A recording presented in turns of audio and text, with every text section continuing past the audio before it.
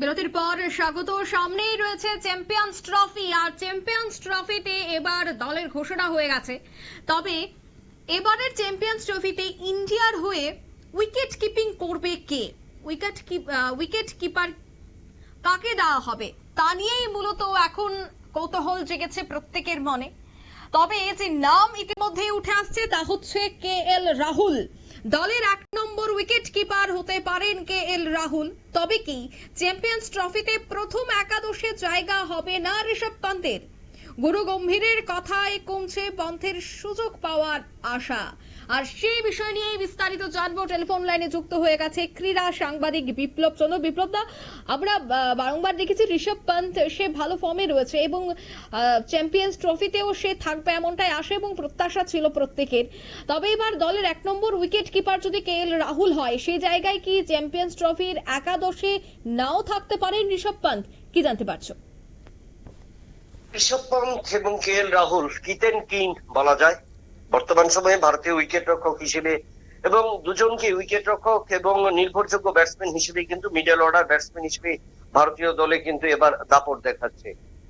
19 ফেব্রুয়ারি থেকে champions trophy, 20 ফেব্রুয়ারি ভারতীয় দল তাদের প্রথম ম্যাচ খেলবে বাংলাদেশের বিরুদ্ধে এবং 23 ফেব্রুয়ারি ভারতীয় দল তাদের দ্বিতীয় ম্যাচ খেলবে পাকিস্তানের বিরুদ্ধে।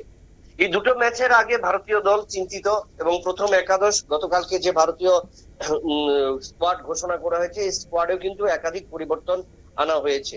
শেষ পর্যন্ত জসপ্রীত বুমরাকে বাদ দেওয়া হয়েছে এবং দল গোছানো হয়েছে। এবার প্রশ্ন আসছে যে এই 22 গজে 3 খুঁটির পেছনে কে থাকবেন, সেটা নিয়ে কিন্তু বড় একটা প্রশ্ন চিহ্নের মুখে। এবং এই প্রশ্ন চিহ্নের মুখে যখন ভারতীয় দল, ভারতীয় শিবির, এক এক নির্বাচকরা চোখে এক এক রকম, কিন্তু গৌতম গম্ভীর বা গুরু গম্ভীর যেটা বলা হয়, সে গৌতম গম্ভীর কিন্তু স্পষ্ট ভাষায় না বললেও ইঙ্গিত কিন্তু পরিষ্কার দিয়ে দিলেন ঋষভ পন্ত নয়, সেখানে কিন্তু দায়িত্ব পালন করতে চলছেন KL রাহুল। অর্থাৎ KL রাহুলের উপর বেশি নির্ভর করছেন। বোঝা যাচ্ছে যে ভারতীয় দলের বর্তমান কোচ গৌতম গম্ভীর, এবং তার কারণে যে ঋষভ পন্থের উপর চাপ থাকবে বা চাপ পড়বে সেটা নয়। কারণ একটা ম্যাচের ক্ষেত্রে, কারণ চ্যাম্পিয়ন্স ট্রফি একটা চ্যালেঞ্জের ব্যাপার বা challenging job for the Indian team বা ইন্ডিয়ান ক্রিকেটার। তো সেই জায়গায় দাঁড়িয়ে এখন যে গৌতম গম্ভীর যেটা ঘোষণা করলেন যে KL রাহুলকে আগামীতে বা চ্যাম্পিয়ন্স ট্রফিতে বেশি তিনি পছন্দ করতেন, সেই জায়গায় ঋষভ পন্থকেও কিন্তু অপছন্দ নয়। তবে ফার্স্ট প্রায়োরিটি কিন্তু তিনি KL রাহুলকে দিয়েছেন।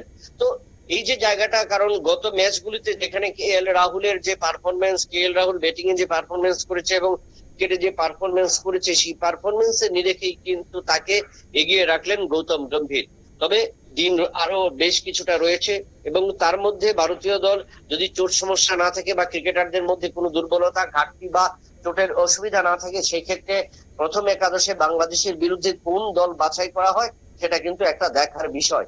তবে আরেকটা জিনিস অঙ্কিতা তোমাকে জানিয়ে রাখি, আজকে যে খবর, এখনো পর্যন্ত যে খবর রয়েছে, সেখানে কিন্তু ভারতীয় দল এবার চ্যাম্পিয়ন্স ট্রফি শুরু করবে বিনা প্রস্তুতি ম্যাচে।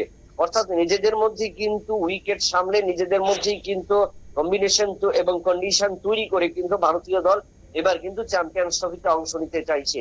কারণ যে চ্যাম্পিয়ন্স ট্রফিতে অংশ নেওয়ার একমাত্র যে কারণ, সেই জায়গায় যে ইংল্যান্ডের বিরুদ্ধে T20 ম্যাচ এবং ইংল্যান্ডের বিরুদ্ধে একদিবসীয় ম্যাচ, দুটি সিরিজে ভারতীয় দল প্রত্যাশা মতো নিজেদের ফলাফল ভালো করেছে এবং নিজেরা কিন্তু সেই জায়গায় সিরিজ জয় করেছে।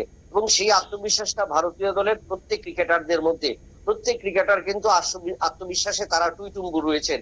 এবং সেই জায়গায় যদি আমি বলি, প্রথম সারি থেকে মিডল অর্ডার পর্যন্ত, ওপেনিং ব্যাটসম্যান থেকে মিডল অর্ডার, যে এই যে জায়গাটা, এই পজিশনে কিন্তু প্রত্যেকেই ভালো খেলছেন এবং প্রত্যেকেই কিন্তু ভারতীয় দলকে নেতৃত্ব দেবার মতো বা ভারতীয় দলকে চালিয়ে নেবার জন্য কিন্তু একটা দায়িত্ববান বা দায়িত্বপূর্ণ ভূমিকা পালন করছেন। রোহিত শর্মা অধিনায়কের দায়িত্ব পালন করবেন।